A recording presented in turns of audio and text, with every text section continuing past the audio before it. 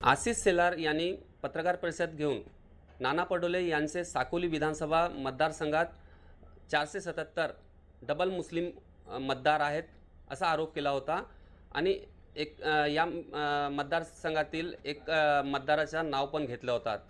हीच reality check करण्यासाठी TV9 इथं आलेली आहे। आमच्या सोबत ते मतदार आहेत।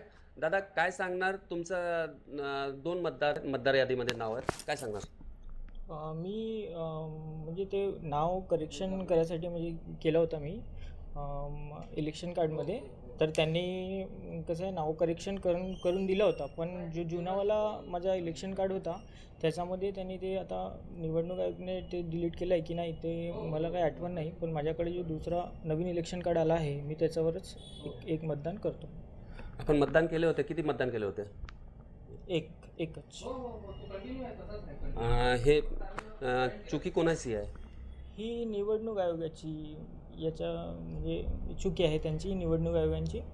माझं काही नाही, मी फक्त अपडेट करायसाठी गेलो होतं आणि त्यांनी जो इलेक्शन कार्ड होता तो त्यांनी म्हणजे तो तिथून हटवलेला नाही माझं नाव, जो नवीन बनवून दिला होता मी त्याच्यावरच फक्त एक मतदान केलं आहे। नक्कीच हे होते मतदार आणि आशिष शेलार यांचं नाव घेतलं होतं, यांचे डबल मतदार आहेत मतदार यादीमध्ये।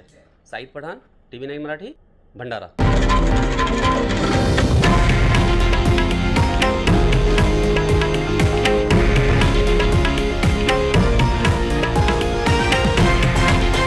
हे आहे देशातील नंबर 1 न्यूज नेटवर्क आणि आपण पाहत आहात TV9 मराठी, एकमेव।